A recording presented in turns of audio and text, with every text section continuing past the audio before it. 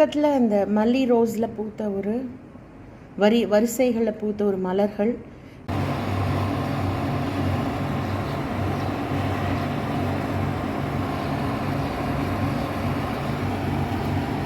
காலை வணக்கம். இன்றைக்கி எங்கள் வீட்டில் பூத்திருக்கிற ரெட்டு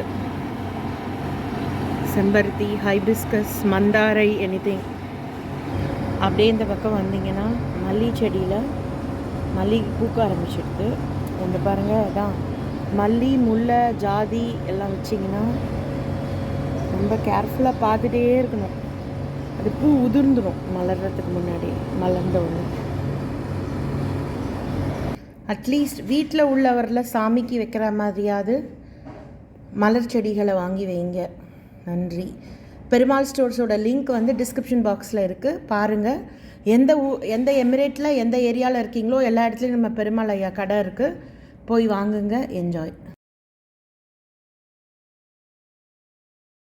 இன்றைக்கி பிஎம்ஸ் கிச்சனில் சண்டே சமையல்.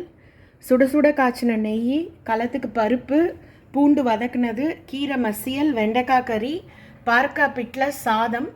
திருப்பியும் ரிப்பீட் பண்ணுறேன், இன்றைக்கி சண்டே சமையல். சுட சுட நெய், அப்புறம் பூண்டு வதக்குனது, களத்துக்கு பருப்பு, செங்கீரை மசித்தது, வெண்டைக்காய் கறி, அப்புறம் சுட சுட சாதம், பாற்காய் பிட்லையோட ரெசிபி லிங்க்கில் டிஸ்கிரிப்ஷன் பாக்ஸில் பாருங்கள். பூண்டு வதக்குனதும் கொடுக்குறேன். வெண்டைக்காய் கறி, கீரை மசியல் தான், சிம்பிள் தான்.